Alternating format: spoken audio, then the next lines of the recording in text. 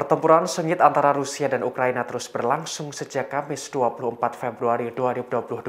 Meski Ukraina berupaya mempertahankan dengan serangan balik, Rusia terus melancarkan agresinya dari semua arah dan mendekati ibu kota Kiev. Kini kota Kiev berstatus siaga tinggi. Dikutip dari Kompas.com pada Senin 28 Februari 2022, terjadi dua ledakan cukup besar hingga menerangi langit saat malam hari, tepatnya di barat daya kota Kiev pada Minggu 27 Februari 2022.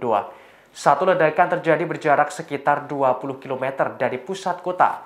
Diketahui ledakan itu muncul seusai pasukan bersenjata Ukraina berupaya mempertahankan ibu kota. Agresi yang dilakukan Rusia terus bergulir dan bergerak di sejumlah kota di Ukraina. Menurut laporan CNN, pihak Kementerian Pertahanan Rusia menuturkan pasukannya telah diperintahkan untuk melanjutkan operasi ofensif. Ini artinya pasukan tentara Rusia melakukan serangan ke segala arah. Mereka terus berusaha mendekati ibu kota Kiev. Gentingnya situasi ini membuat kota Kiev berstatus menjadi siaga tinggi. Kendati militer Ukraina yang kalah secara jumlah, namun mereka terus menahan pasukan Rusia di berbagai lokasi.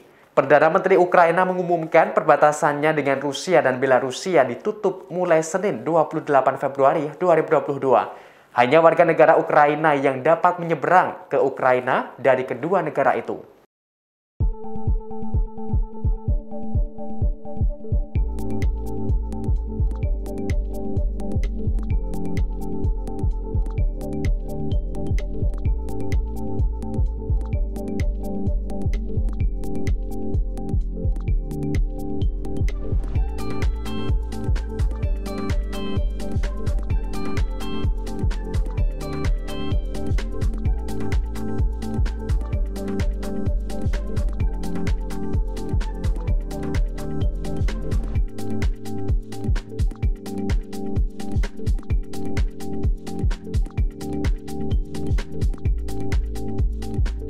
Terima kasih sudah nonton.